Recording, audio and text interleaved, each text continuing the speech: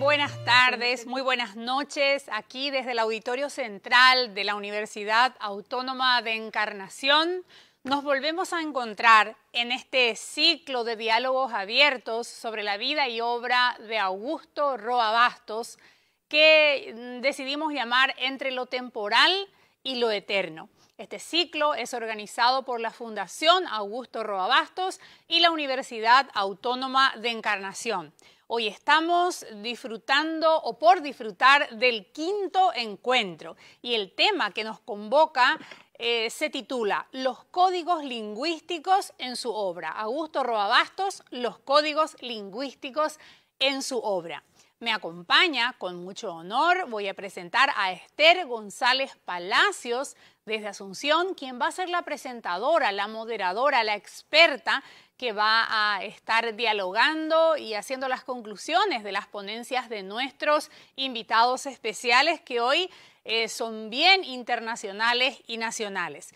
Esther González Palacios entonces va a ser la moderadora, experta del tema, y van a estar como ponentes con nosotros en esta jornada Carla Fernández desde Francia, nada más y nada menos conectada desde Francia, José Antonio Moreno Ruffinelli, el presidente de la Academia Paraguaya de la Lengua Española desde Asunción, Francisco Tobar Blanco desde Lleida, España, también conectado desde el otro lado del océano, y Javier Viveros desde Asunción. Esther González Palacios es académica de número de la Academia Paraguaya de la Lengua Española y correspondiente de la Real Academia Española. Su discurso de ingreso en la academia fue Abolición del tiempo y presencia suprema en Augusto Roa Bastos. Es doctora en letras por la Universidad de Asunción, es docente universitaria, autora de varios libros didácticos de literatura, de libros y ensayos de crítica literaria. Un honor presentar a quien va a moderar este espacio, este encuentro que hoy nos convoca sobre los códigos lingüísticos en su obra. Muy bienvenida, Esther, ¿cómo estás? Muchas gracias, un honor, muchas gracias por esta presentación, la rectora de la Universidad Autónoma en Encarnación. Felicitaciones por este emprendimiento magnífico que va a ayudar, está ayudando a muchos a seguir conociendo y admirando la obra del gran escritor paraguayo Augusto Roa Bastos. Fui invitada también por la hija del escritor, por Mirta Roa, que está enarbolando la bandera de su padre cuando se refirieron los poetas en emisión anterior, Lourdes Espínola y Rafael Soler, acerca de la relación de la naturaleza. Entonces recordé que Mirta es una semilla que en el exilio dejó también don Augusto y que ella ahora nos está trayendo en forma permanente la gran obra de su padre y nos ayuda a tener la oportunidad. A don Augusto en realidad primero yo lo conocí en su obra como el gran guionista que fue en Buenos Aires, cuando yo era niña y pude ver una película dedicada a un capítulo de su novela Hijo de Hombre, a los choferes de Chaco. Posteriormente en el colegio y en la facultad, pero siempre, como era un tiempo difícil en la política, don Augusto en realidad era siempre recordado por casi en exclusiva, por el poeta Carlos Villagra Marsal, en sus presentaciones de libros y en los talleres que tuve la oportunidad de asistir.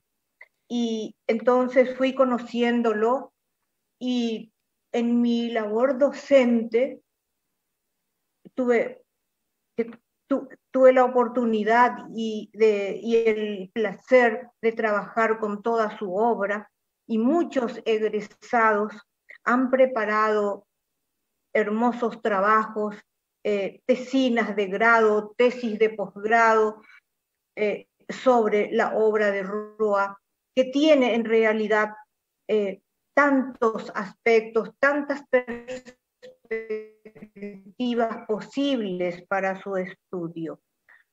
Y así entonces, luego cuando llegó a Paraguay, tuvimos la oportunidad de conocernos y ser amigos personales, y también él asistió a varias clases mías, y mis alumnos tenían como una gloria poder conocerle personalmente, a quien tanto admiraban en sus clases. Así que esa fue la experiencia que tuve con el gran escritor. Presento con mucho honor a Carla Fernández como catedrática de la Universidad Bordeaux-Montaigne, Estudios Latinoamericanos. Publicó varios libros y numerosos artículos sobre literatura latinoamericana y cultura paraguaya, especializándose en el estudio de la obra de Augusto Roa Bastos, a quien dedicó los libros Augusto Roa Bastos, Escritura y Oralidad, sobre los cuentos de Augusto Roa Bastos, Escritures du Mal, La Caja de Pandora, Un siglo de Augusto Roa Bastos y la pieza de teatro y libreto de la puesta en escena Yo el Supremo. Muy bienvenida y muchas gracias por esta conexión desde Francia. La escuchamos, Carla. Su micrófono, por favor. Tiene que activar su micrófono. Perdón, muchas gracias Nadia y Esther por esta presentación. Gracias a los organizadores, entonces, la Fundación Augusto Roa Bastos y la Universidad Autónoma de Encarnación.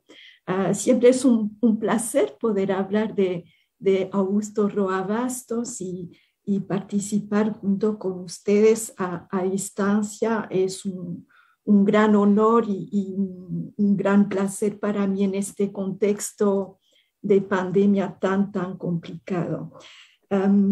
Organicé mi trabajo en 7 puntos, que son como 7 notas. Les voy a hablar de algo que me interesa cada vez más, que es la noción de palimpsesto, la obra de Roa Bastos como un palimpsesto y la poética de las variaciones. El palimpsesto es entonces este manuscrito antiguo, borrado o raspado, en el cual se va a escribir algo nuevo. Me parece que es una excelente y bella metáfora que el propio Roa Bastos utilizó para caracterizar su obra. Primer punto, entonces, nota del autor. En 1982, en Toulouse, Roa retoma su primera novela, Hijo de Hombre, que había publicado en Buenos Aires en 1960, y la transforma.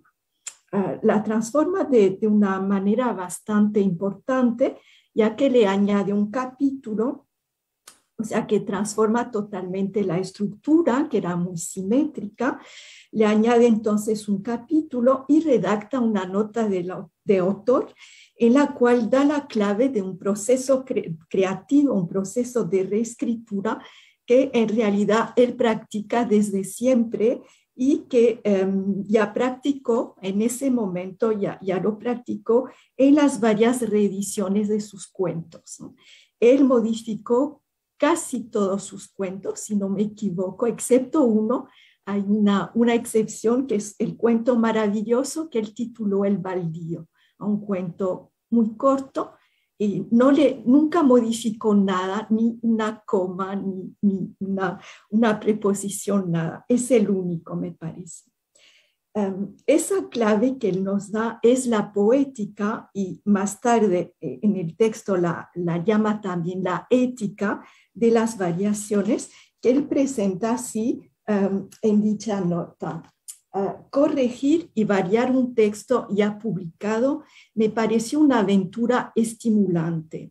Un texto, me dije pensando en los grandes ejemplos de esa práctica transgresiva, no cristaliza de una vez para siempre ni vegeta con el sueño de las plantas.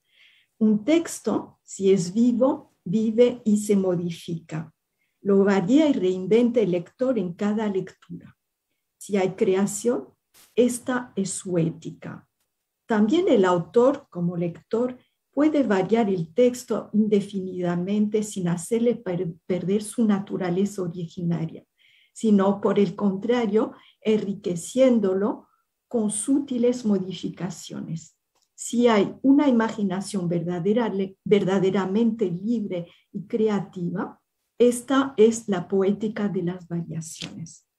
Aquí adapta la perspectiva de la teoría crítica de la estética de la recepción, vigente en ese momento, precisamente en Francia en particular, en la cual la categoría de lector viene a ser sustituida o viene a sustituir a la concepción tradicional del autor como individualidad creativa. En el párrafo siguiente de la misma nota del autor, sugiere que existe un vínculo entre esta poética de las variaciones y la dualidad escritura-oralidad que define para él el universo creativo de todo escritor paraguayo. Y concluye concluye esta nota del autor de una forma un tanto borgiana, afirmando: así es, esta versión de Hijo de Hombre es una obra enteramente nueva, sin dejar de ser la misma con respecto al original, en cuanto mantiene esencialmente su fidelidad al contexto originario, de cuya realidad no es más que una de las posibles fábulas que la palabra portadora de mitos puede inventar. Toulouse, 1982. La palabra es portadora de mitos y, como lo decía Roland Barthes, el lenguaje es por naturaleza ficcional. Nota 2. Palimpsesto, poética de las variaciones y poética de las repeticiones. ¿Por qué? Porque variar también es repetir. Y en el principio de la literatura están las repeticiones. Se ve tanto Dorrof, al analizar el relato como historia, subraya que las repeticiones son una herencia de la poética clásica y que en toda obra existen repeticiones, sea en la acción, en los personajes, en el detalle de la acción. Evoca Todorov la ley de la repetición y la relaciona con el nombre de varias figuras de retórica donde se designa el proceso repetitivo. Punto 3. La ley de las repeticiones y la oralidad. Las variaciones o repeticiones le dan a la obra roabastiana la estructura de los relatos orales, donde el mecanismo repetitivo es imprescindible para que el público, los oyentes, puedan entender, puedan seguir captivados por el relato del orador o del cuentista. O sea que en la obra roabastiana, más allá de la oralidad tradicional, la de los mitos y leyendas de la cultura paraguaya, más allá de la oralidad literaria fabricada por él, escrita, ¿no?, por Roa Bastos, con mecanismos retóricos muy elaborados, ¿no?, como lo hace hasta su obra Yo el Supremo, más allá de estas dos oralidades, está presente en toda la obra, incluso o sobre todo en las obras posteriores a Yo el Supremo, esta tercera forma que sería la oralidad estructural. Nota 5. La tensión entre la técnica del fragmento y la perspectiva de las trilogías o el interés que Roa Bastos afirma por la novela total, novela que nos va a proponer con Yo el Supremo. Esta tensión está presente desde el inicio. Cuando publica Hijo de Hombre, ya empieza a hablar de una trilogía, lo hace nuevamente cuando publica Yo el Supremo y en 1900, a inicios de los años 80, cuando publica la segunda versión de Hijo de Hombre. La trilogía sería la trilogía del monoteísmo del poder, con Hijo de Hombre, Yo el Supremo y El Fiscal, que es un título mítico en su obra que él anuncia mucho antes de escribir y de publicar esa novela, que es una de las novelas posteriores a Yo el Supremo. Roa, como sabemos, es un cuentista de gran talento. Empezó creando cuentos después de su etapa como periodista y como poeta en los años 50. Hijo de hombre, en su versión de 1960, y su estructura binaria en capítulos que alternan a capítulos muy bien definidos, es la novela de un cuentista. Y así la analizaron una serie de críticos. Macario, uno de esos capítulos, fue publicado como novela corta o como cuento. Nota 6, ¿no? La vida editorial de la obra de Roa Bastos. La sexta nota para mí es como una advertencia, ¿no?, para los futuros investigadores, y tiene que ver con el título de este encuentro y con la posteridad de la obra. La obra de Roa es un palimpsesto. Palimpsesto también es el que forma la obra hoy día editada, ¿no?, la obra que podemos encontrar, que podemos comprar, de Augusto Roa Bastos. Me explico. Varias veces mencioné a algunos jóvenes investigadores la existencia de dos versiones de Hijo de Hombre y el interés que podrían encontrar en comparar estas dos versiones para los trabajos que estaban elaborando. Otro ejemplo, todos sus cuentos, como decía al principio, excepto El Baldío, presentan variaciones interesantes, variaciones que no son solo o que no son siempre solo correcciones estilísticas. Y el caso más interesante me parece ser la existencia de las dos versiones teatrales de Yo el Supremo. La versión editada en Toulouse en 1990 es diferente y muy diferente del texto que él edita en Paraguay en 1998. Las diferencias tienen que ver con el público lector y también con el contexto político muy diferente que vive Paraguay a fines de los años 90. Y tercer punto, tiene que ver con el fin del exilio político de Roa y con el fin de lo que llamó las utopías. Me parece, séptimo punto, perdón, la conclusión y la posteridad de la obra, me parece, por lo tanto, que se deberían establecer ediciones críticas anotadas de sus cuentos, de sus novelas, de sus obras teatrales, ¿no?, porque es una obra palimpsesto que desde el inicio fusionó, unió poética y política. Poética y política formaron un todo en la obra de Roa Bastos desde el inicio, como en la obra de otros grandes escritores. Muchas gracias.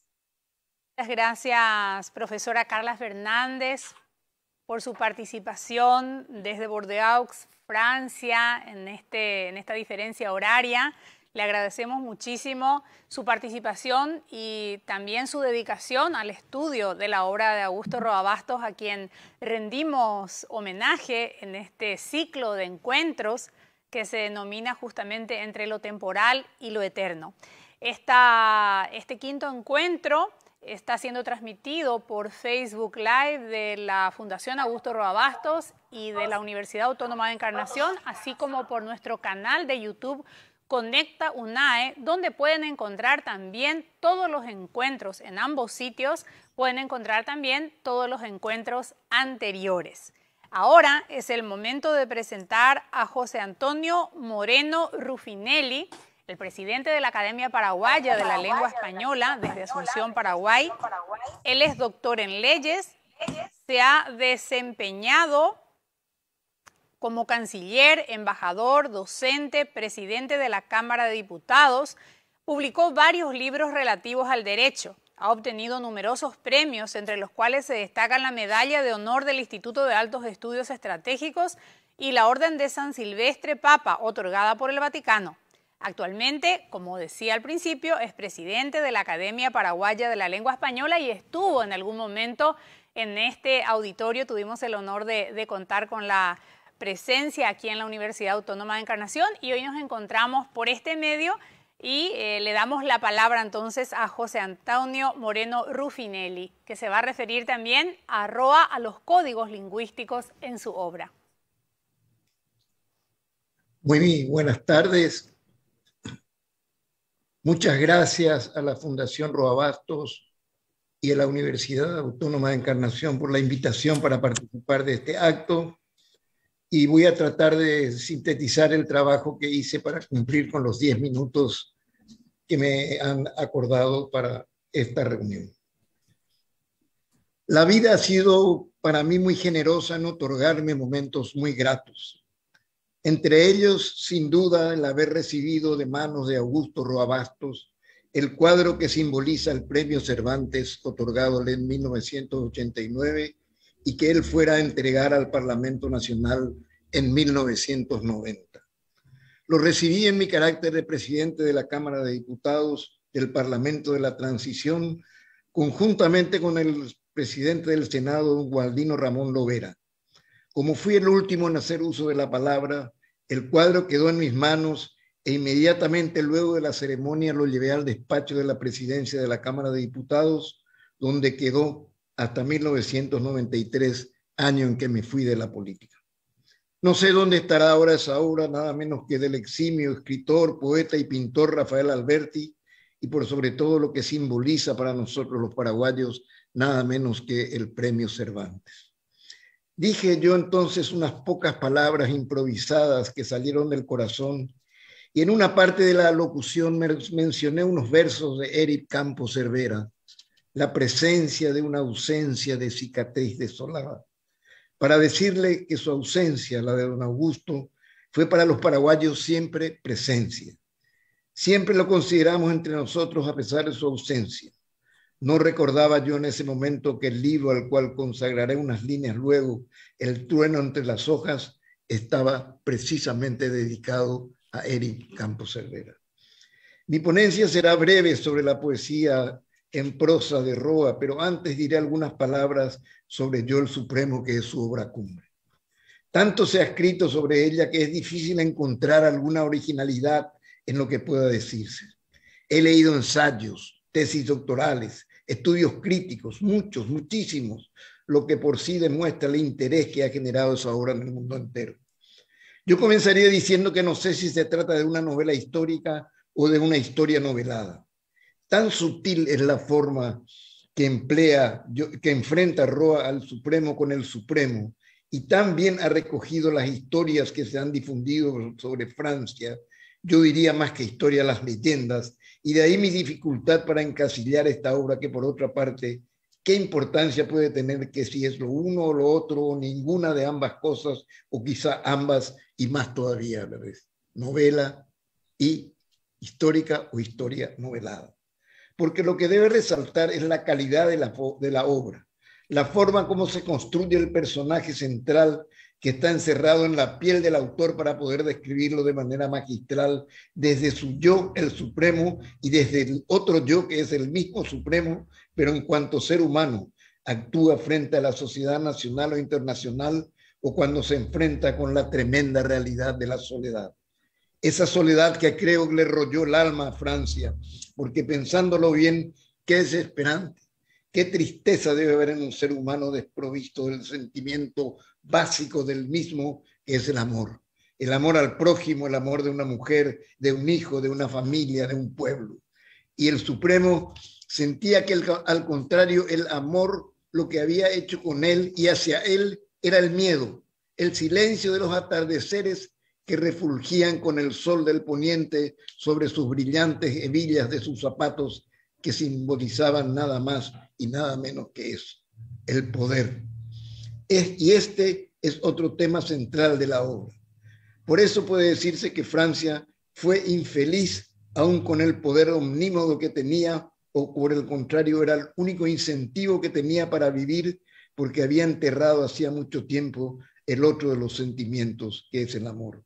Quedaba pues en pie solo el elemento país, Paraguay, al cual entregó toda la dinámica de su espíritu y la fuerza de sus actuaciones y convicciones.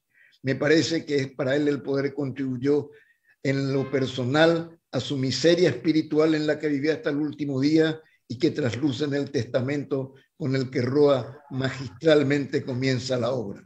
Además, sobre su falta de amor, el Supremo, dice Roa, nunca ha amado a nadie. No amé a Clara Petrona Zavala, por lo menos bajo las formas del amor normal que se dan en un ser anormal como yo. Descripción exacta de los sentimientos de Roa. En resumen, y para pasar al otro tema, Yo el Supremo, novela, narración o como quiera llamársela, es también un tratado sobre el poder. En la clasificación de Max Weber no cabe la posibilidad de encasillar a Francia. Su poder no fue ni carismático, ni realista, ni legal. Fue solamente eso, el poder ejercido de manera singular, sin más límites que la voluntad del Supremo. Y ahora, la poesía en la prosa de Roa. He tomado solamente un libro para ello, porque entiendo que aquel en el que todavía joven deja volar la pluma y fluye de ella un raudal de poesía que es el trueno entre las hojas. Parece que el tiempo hizo luego que Roa vaya madurando en su estilo a uno más realista, que sin perder su belleza sacrificó sin embargo la vena poética de sus primeros libros y nos entrega un Roa más maduro, más cuidadoso en sus textos, en los que parece va midiendo las palabras, porque la temática de sus obras son así, más duras con los temas que enfrentan con una realidad que no es precisamente la que induce a la poesía. Con una sociedad que en mucho ha perdido esa espontaneidad de la Asunción de antaño, aquella que al respirar sus azahares nos volvía necesariamente más sensibles, que al respirar el humo de los buses que transitan hoy por sus calles y en los pueblos del interior, donde el progreso dejó de lado muchas de aquellas costumbres tan magistralmente descritas por Roa en Hijo de Hombre, por ejemplo, cuando se refiere a Itapé y los personajes que en ella se desenvuelven. Pero vuelvo al tema poético. Y a fin de demostrar cuánto afirmo en torno al estilo poético de la prosa de Roa, extraje del primero de los cuentos del trueno entre las hojas, Los carpincheros, frases dispersas, con las que compongo un poema, lo que además de ser una osadía de mi parte, lo hago para confirmar la tesis de la poesía en la prosa de Roa. Las fogatas brotaban del agua misma. El banco de arena era un inmenso carbunclo encendido al rojo vivo. ¿Cuándo mueren los carpincheros? ¿Dónde les dan sepultura? En el agua como los marineros de alta mar, donde el río brilla como una serpiente de fuego. Caída la noche mitológica, los ríos bajan de la luna. Sí, los ríos son su camino. Es seguro que ellos son los hombres de la luna. La respiración de Margaret se acompasaba al zumbido del gualambao. Cesó la música y el hilván de los cachiveos se puso en movimiento con las largas tacuaras que parecían andar sobre el agua. El aullido salvaje de un animal volvió a oírse como un timbre metálico, indescriptible. El carpinchero lanzaba machetazos, pero el lobopé, rápido como la luz, tornaba inofensivo el vuelo decapitador del machete. El grito de muerte del hombre y el alarido metálico de la fiera rayaron juntos el tímpano del río. Un trueno sordo le responde ahora. Surge del río ardiendo bajo el cielo negro. Es el gualambao de los carpincheros. Tum, tutum, tan, tan, tan, tum, tan, la tan. Dientes inmensos de la tierra de fuego mascan la cuerda del gualambao. El tambor del porongo se va acabando poco a poco, cada vez más lento, tenue, tenue y lento. El último se oye apenas como una gota de sangre cayendo al suelo. ¿Es necesario decir algo más para demostrar que la prosa de Roa era poesía pura? Muchas gracias. Gracias a usted por esta ponencia magnífica y por relatarnos también esa anécdota, esa situación histórica, ¿verdad?, de la entrega del cuadro y nos queda la curiosidad de saber dónde está. Sería bueno también en este proceso de homenaje y rescatar y ubicar y que esté en el lugar que realmente se merece y se corresponde, porque hasta hoy es el único gran premio que hemos obtenido. Solamente Augusto Roa Bastos nos ha dado la alegría de merecer el premio Cervantes de tanto valor en todo el mundo. Muchas gracias nuevamente, José Antonio Moreno Ruffinelli, por esta participación, y pasaré entonces a presentar desde Lleida, España. Nos está esperando Francisco Tovar Blanco. Él es catedrático de literatura hispanoamericana en la Universidad de Lleida, en España. Es autor de las historias del dictador Yo el Supremo y Augusto Roa Bastos. También ha editado algunos de los trabajos dispersos de Roa en Antología Narrativa y Poética en 1991.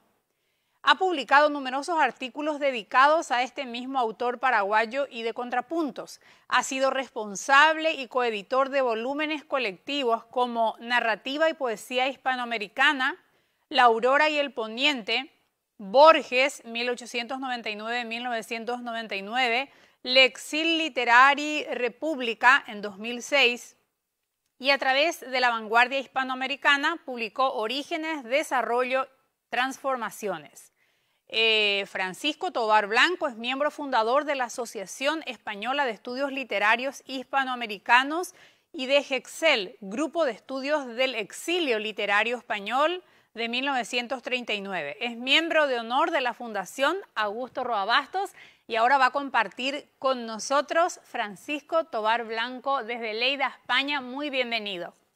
Bien, la última idea que planteaba era con respecto al trabajo del buen uso de los mitos. Lo que está diciendo Roa con el buen uso de los mitos es que el buen uso de los mitos está en función también del buen uso de las palabras. No es solamente una copia o una mímesis del mito debidamente literaturizada, sino asimilada dentro de la propia estructura. Y naturalmente eso está en relación a ese bilingüismo que hablábamos antes, la presencia del guaraní y toda la cultura guaraní con todo su peso de cultura oral y naturalmente la presencia del castellano, que ya no son ni guaraní puro, del cual naturalmente ya es una idea que no se puede defender porque no existe el guaraní puro, y por otra parte tampoco es el castellano puro porque ya es otro registro distinto en el caso del Paraguay. Dice lo que el escritor paraguayo, el autor de novelas, el autor de ficciones paraguayo tiene que plantearse es el hecho de leer antes mejor, decía la cita, que antes mejor sería oír un texto no escrito, escuchar y oír antes de escribir los sonidos del discurso oral y formulado, pero presente siempre los armónicos de la memoria. Entrar antes en la fábula viva del oral, en ese mundo escindido y bifronte de la cultura bilingüe, hay que recoger en suma, junto a la percepción auditiva, ese tejido de signos, no solo y no precisamente alfabéticos, sino sensoriales, hasta visuales, que forman texto imaginativo. Bien, decía también que si bien en el caso de la literatura es difícil, o sea que es imposible, en definitiva, bueno, que no había, en el momento que escribe, no hay una literatura novelística en Paraguay, sí que dice que la música sí que ha conseguido superar esas barreras. En el caso del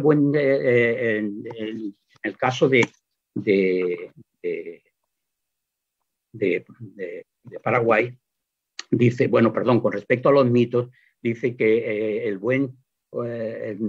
hecho de que todo ese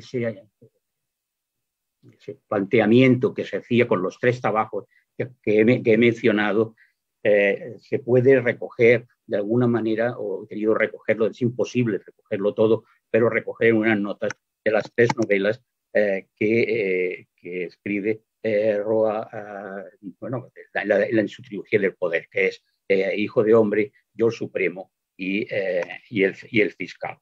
Una breve mención, en definitiva, que el guaraní ya está presente debidamente traducido al castellano al castellano en El trueno entre las hojas, cuando habla de una leyenda guaraní que dice el trueno cae y se queda entre las hojas, los animales comen las hojas y se ponen violentos, los hombres comen los animales, se ponen violentos, la tierra se come los hombres, y empieza a rugir como el trueno, y empieza otra vez, porque hay todo un juego de circularidad en el hecho de que hay la vuelta al principio para continuar la vida con la violencia que eso implica, porque en definitiva El trueno entre las hojas es un texto de violencia, es decir, es un libro repleto de violencias. 14 años tarda Roa en publicar Yo el Supremo, que es un libro que incluye también lo sagrado, la historia dictada y el yo frente a su reflejo. Ya se formula todo eso bajo un título verdaderamente significativo: Yo el Supremo, que hay el Supremo, que hay 3 personas ahí, en definitiva, y una cuarta que está escogida con todo el título, que es Yo el Supremo, que es el propio texto el que se plantea. Antes Carla hablaba del palincesto, es decir, Roa lo que hace precisamente en Yo el Supremo, como en otros textos, como muy bien ha apuntado Carla, es un palincesto. Yo diría que incluso hasta su propio palincesto, porque se está también copiando a sí mismo. Es decir, está superponiendo los textos, esa poética de las variaciones, está continuamente modificando el texto, pero incluyendo los otros textos. Hay que recordar que es ese prólogo precisamente de Hijo de Hombre digamos, en la versión última. Lo que sí que es cierto, por lo menos yo considero cierto, es que en primera instancia Yo Supremo es antes se ha dicho que es una lección sobre el poder. Es cierto, se habla sobre el poder, pero sobre todo es una gran lección de escritura. Es una lección de escritura donde la verdad y la fábula toman cuerpo y hablan en busca de no artificializar la naturaleza de los asuntos, sino de naturalizar los artificios de la palabra.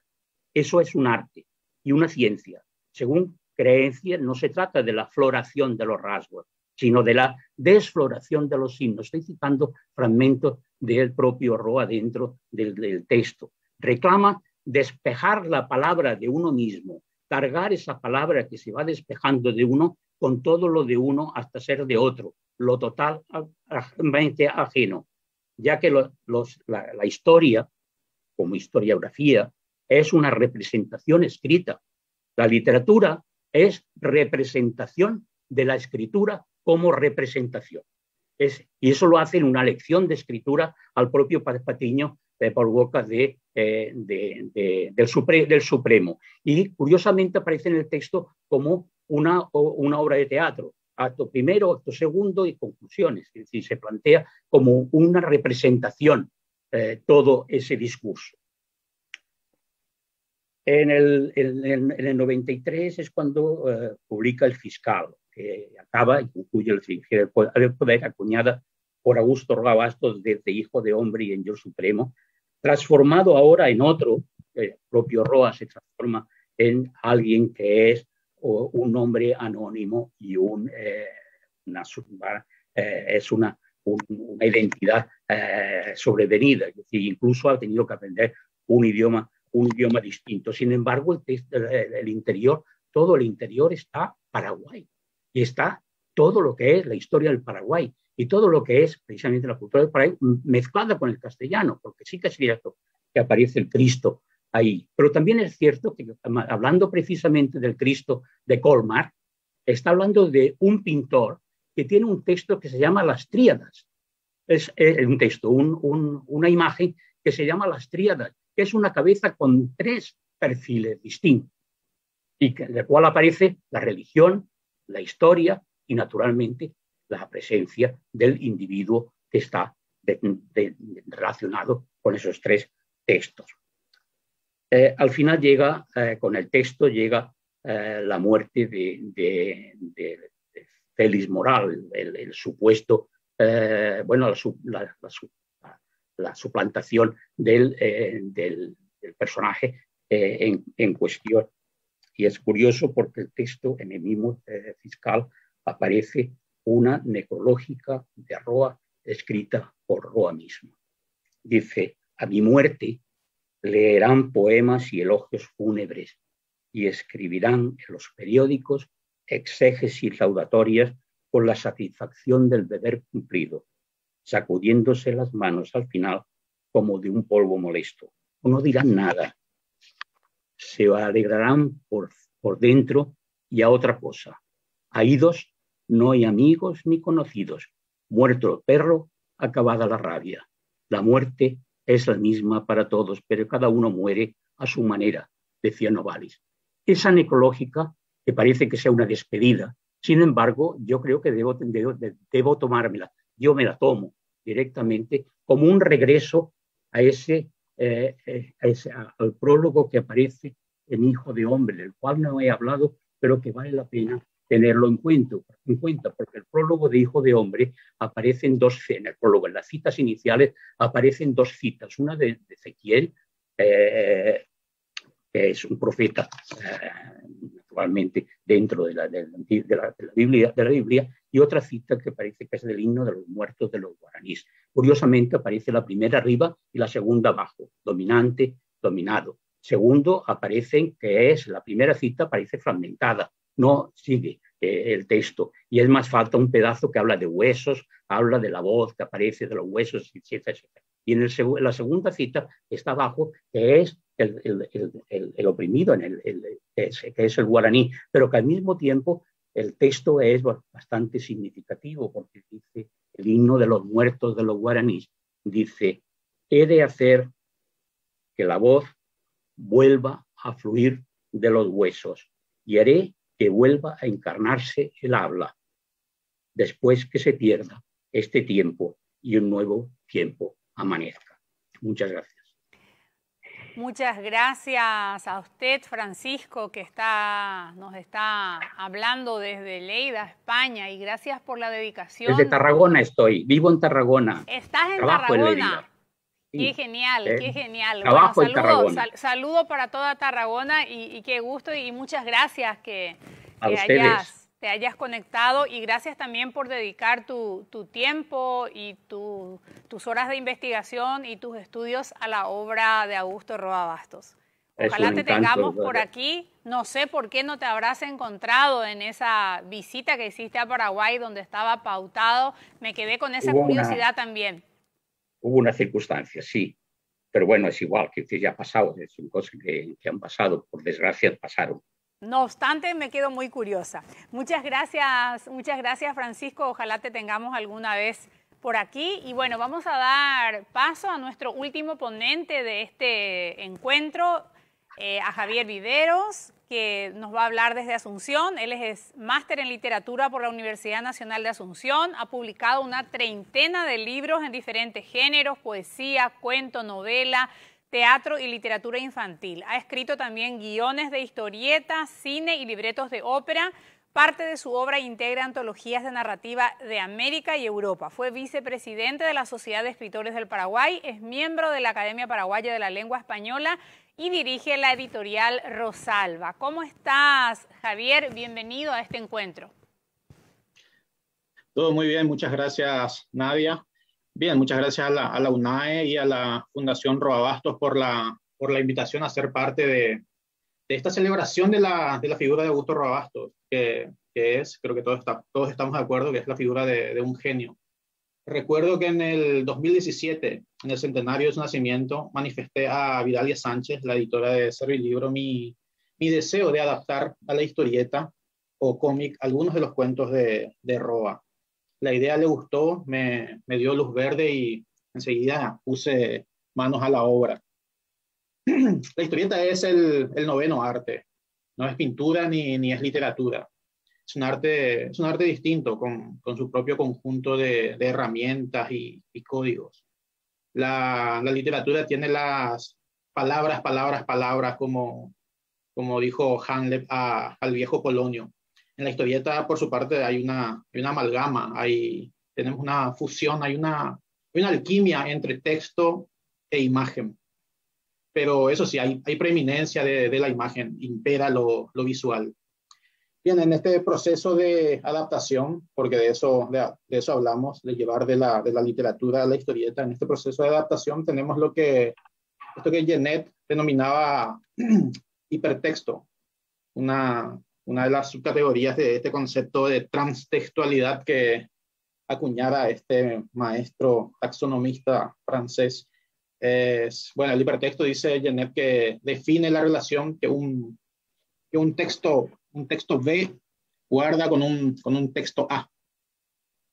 Hay un texto B que deriva de un texto A, que es llamado hipotexto. El texto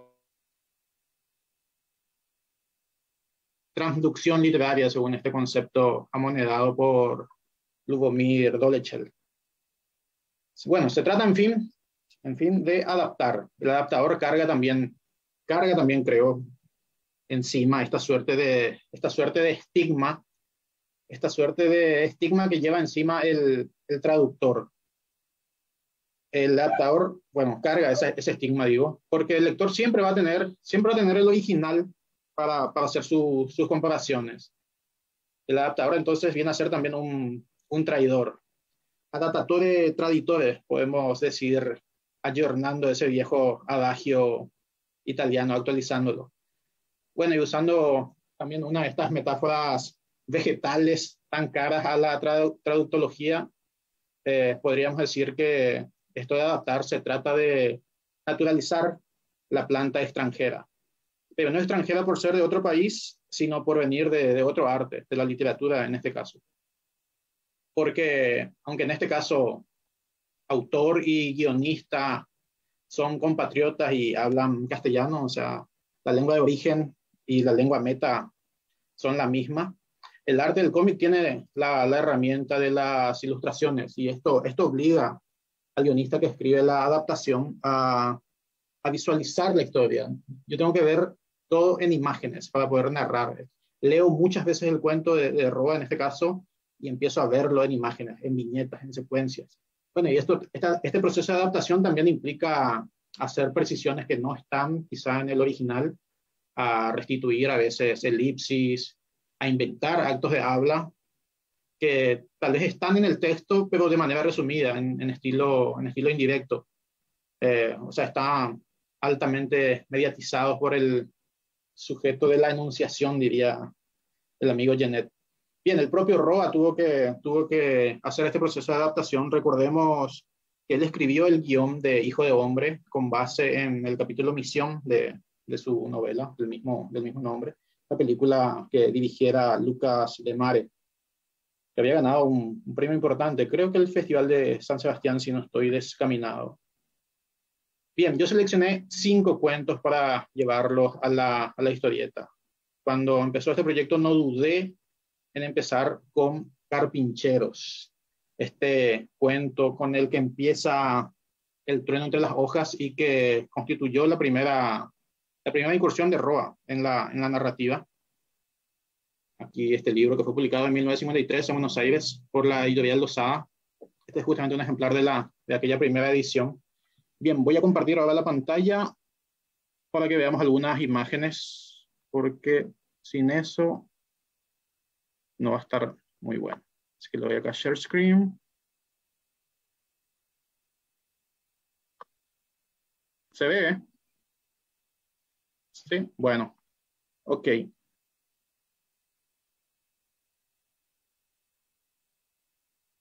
Aquí vemos la adaptación de Carpincheros.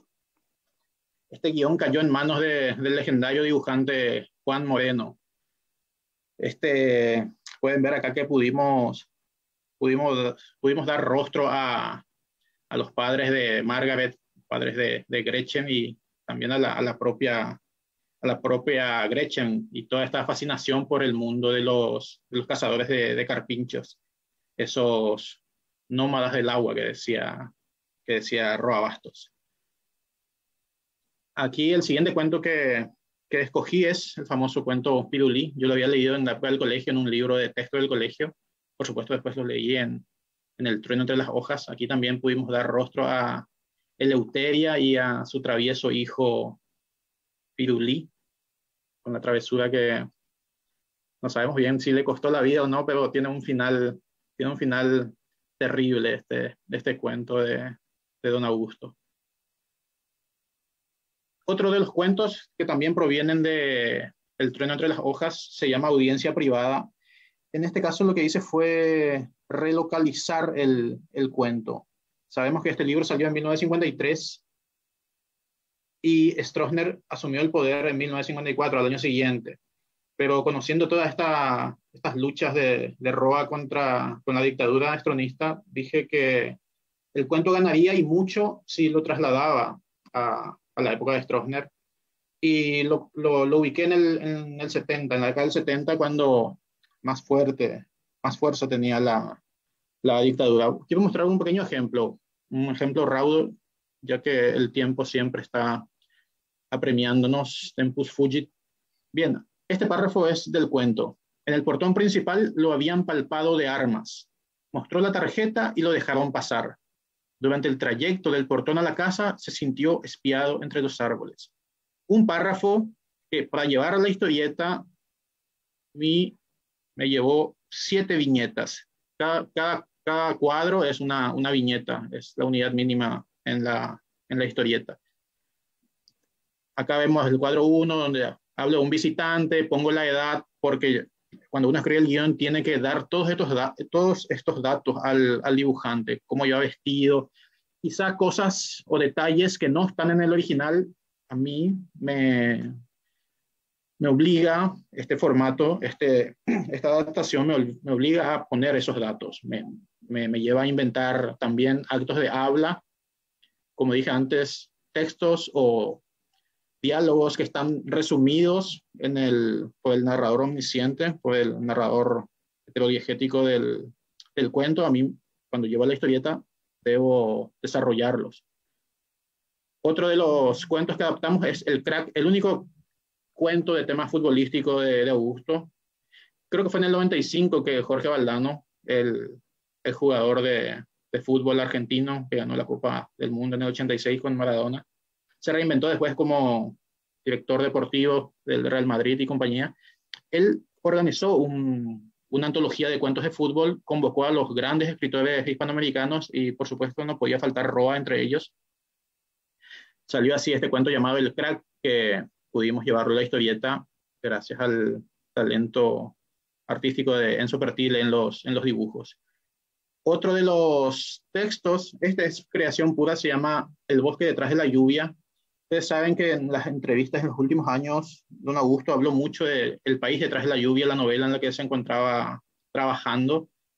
Sin embargo, cuando él falleció, se buscó en su computadora y no se encontró un solo bit de esa obra.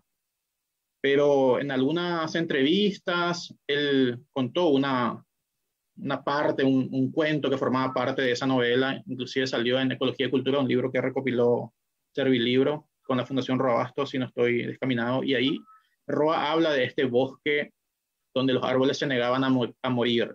Los hacheros los tumbaban y al día siguiente estaban ahí nuevitos. Entonces, tomando esa idea, pude inventar bastante y escribir el cuento. Hicimos, acá pueden ver con una onda steampunk, las máquinas y demás. Bueno, y esos son los 5 cuentos que adaptamos a la historieta, cuentos del maestro. Y llevar estos cuentos de Roa a la historieta implicó volver a escribir las historias. O sea, consistió en renacer estas historias bajo unos ropajes distintos, reinventarlas. Porque escribir el guión adaptado no significa hacer una copia fiel o una transcripción así simplemente mecánica de lo que está escrito en el texto base. La que se crea es una obra artística nueva que comparte, eso sí, el ADN de su progenitor literario, en este caso. Hay una indiscutible relación de filiación, pero es una obra nueva. Y este proceso, este trabajo fue, aunque suene increíble, fue una tarea muy sencilla, fue muy fácil. Había una gran responsabilidad, sí, pero el trabajo fue sencillo, porque la literatura de Roa es muy visual, su prosa es muy rica en imágenes, y estos cuentos tienen personajes potentes, tienen diálogos que encierran mucha espontaneidad y tramas bien desarrolladas. Muchos de estos cuentos son novelas condensadas. Con cualquiera de los cuentos del Trueno yo puedo escribir una novela, por supuesto sin el talento de Roa, pero son novelas condensadas. Es una literatura altamente audiovisual y se suele decir que el cómic y la historieta es el hermano pobre del cine.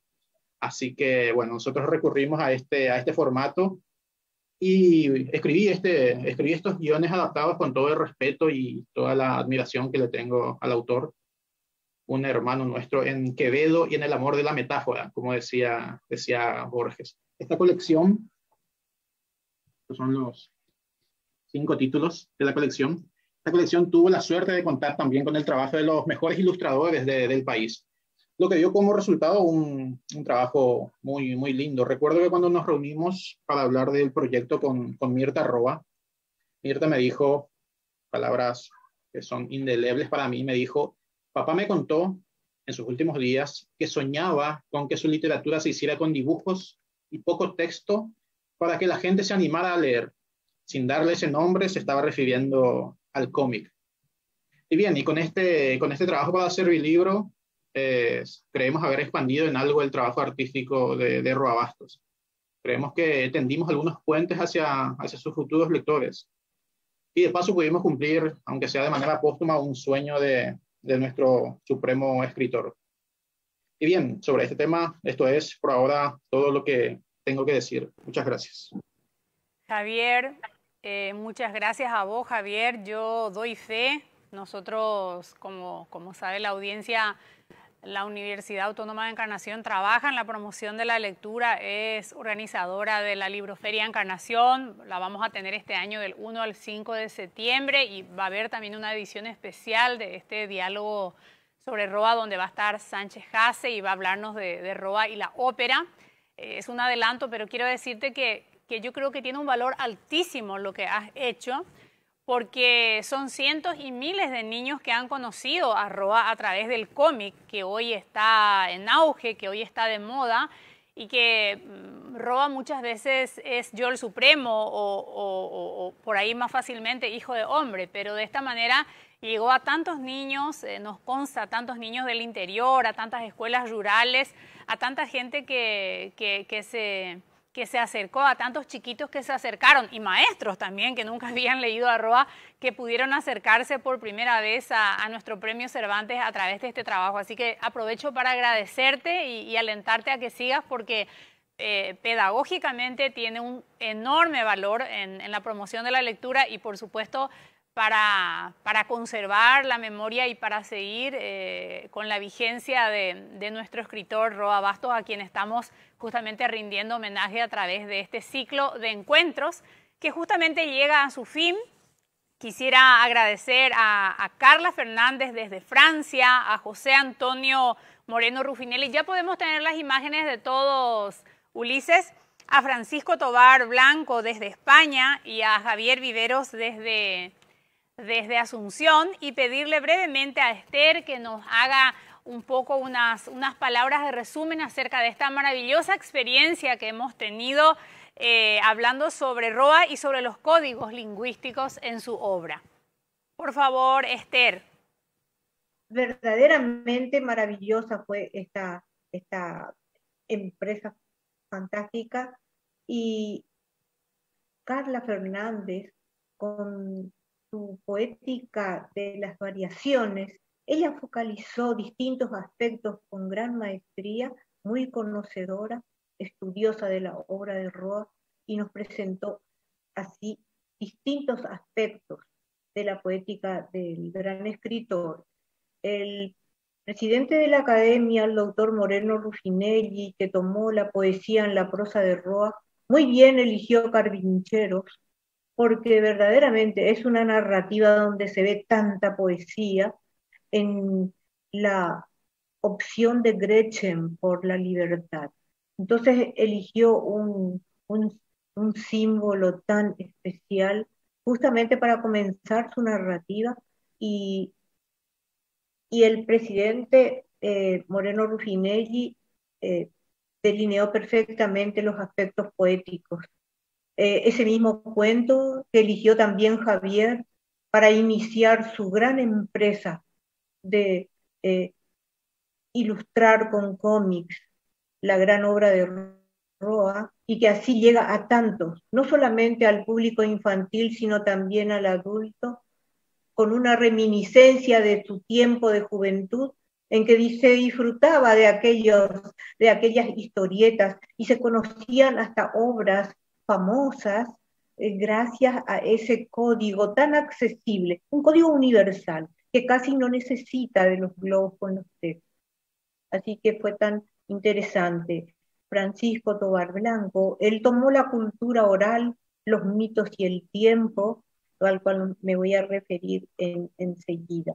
Entonces, brevemente, sin referirme a cada uno de ellos más, voy a hacer como una panorámica que estuve preparando luego de escuchar estas magníficas ponencias. Para mí un privilegio estar aquí con ustedes. Vemos que ellos mostraron cómo acercarse a la escritura de Roa implica necesariamente pasar por la historia, ¿verdad? Por la problemática sociopolítica, por la mitología también comprometida, una manera de identificar y comprender cuáles han sido las coordenadas que dieron origen a esa trayectoria cultural nacional de este gran autor, ¿verdad?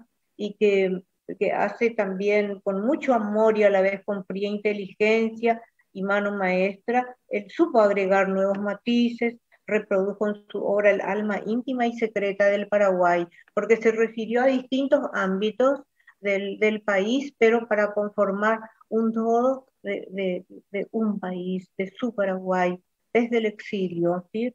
Y entonces ahí él nos mostró, como digo, el alma íntima y secreta del Paraguay. Y vimos que el arte tiene un valor social para captar y dar salida a las tensiones, angustia de una colectividad a través de los mitos y de los símbolos, lo cual se refirió Paco Tovar, y es Roa Bastos un intérprete, ¿no? Es un mediador de estas funciones colectivas, un creador de formas simbólicas que se condensan y vibran en el imaginario colectivo. También vimos cómo no solamente el colectivo, sino también el individual, vimos las múltiples significaciones. Y Roa, él alberga en su corazón el corazón también de su época, pero se proyecta hasta el futuro, hasta el porvenir de su patria. Y también se notó en su obra la forma digna en que presenta a la mujer y los símbolos como el de la niña que aparece en varias obras de él, ¿no? En La tumba viva, en Carpincheros. Bien. Bueno, entonces él se vale del mundo mitológico que nos hizo notar, bueno, varios de los ponentes nos hicieron notar, y especialmente Tovar, del mundo mitológico de su país en estas obras, y así muestra él el sustrato de la mentalidad de su pueblo, nos recrea de una forma estética los mitos que durante mucho tiempo fueron fuente de explicación a sucesos extraordinarios, pero que quedaron para siempre en la mitología del pueblo, de la tierra sin mal, el mito de la creación y la destrucción del mundo, la vuelta a los orígenes, el valor simbólico, tantas cosas que podemos ir viendo, hasta los símbolos de los sucesos y de los fenómenos naturales. Esther, muchas gracias Esther por esta completísima reseña, por este completísimo resumen que has hecho de la presentación magnífica de nuestros ponentes.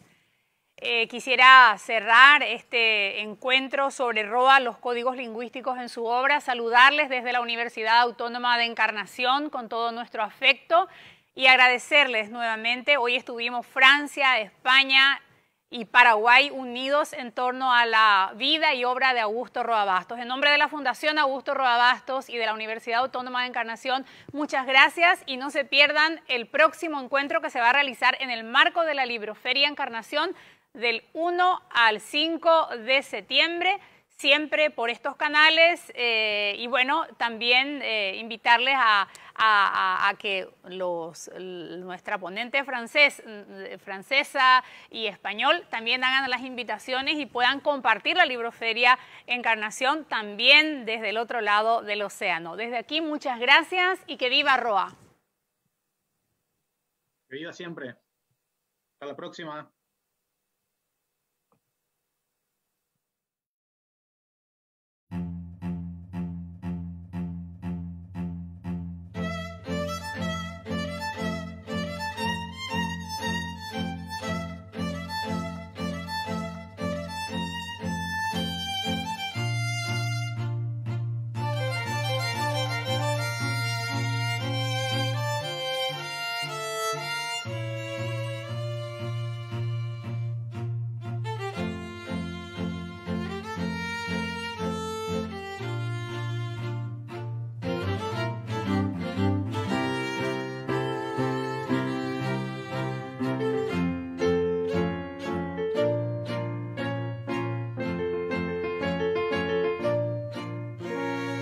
Si te llamo amigo y sobre tu hombro miro lo que acabas de escribir, que vivo en este presente como tu presente tampoco está bien. Perdona si te deshonro y leo un libro para correr. Sé que no existe el exilio que separe lo que hay que hacer. Ni látigos ni sombras, ni pólvora y gaviotas, ni qué decir del mal que se vestía de general. Sí, lamento que no estés para ver los despojos como trancan los cerrojos y beber hasta olvidar. Sí, lamento que no estés cuando caigan los destrozos y reírnos pues de oro. Lamento que no estés, aunque lo pienso bien, y qué suerte que no estás, qué suerte que no estás. Si me hago el hito y usé tu nombre cuando me quiera escapar, o acaso quien va a la guerra para sentirse vivo en verdad. Perdón si te aburro amigo, Macario seguro ya te contó la justicia con disfunción. Mira cómo tratan la Constitución, con mentiras por la frente, voluntad hasta la muerte. Te digo está casi igual, por suerte no hay ningún general. Lamento que no estés para ver los despojos como trancan los cerrojos y beber hasta olvidar. Sí, lamento que no estés cuando caigan los destrozos y reírnos pues de oro. Lamento que no estés, aunque lo pienso bien, y qué suerte que no estás, qué suerte que no estás.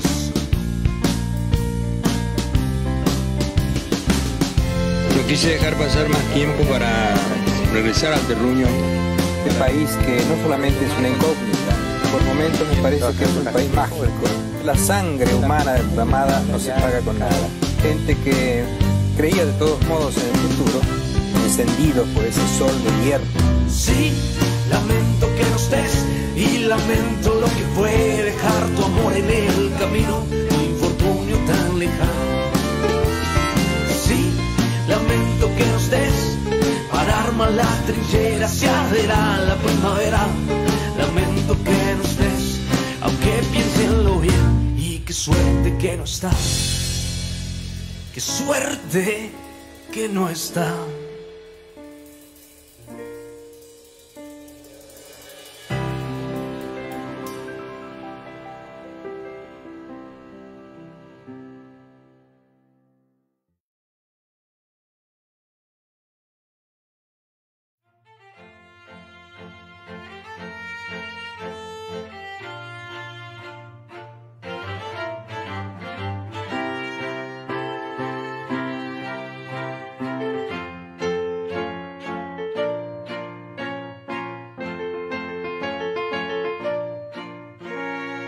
Si te llamo amigo y sobre tu hombro miro lo que acabas de escribir, que vivo en este presente como tu presente tampoco está bien. Perdona si te deshonro y leo un libro para correr. Sé que no existe el exilio que separe lo que hay que hacer.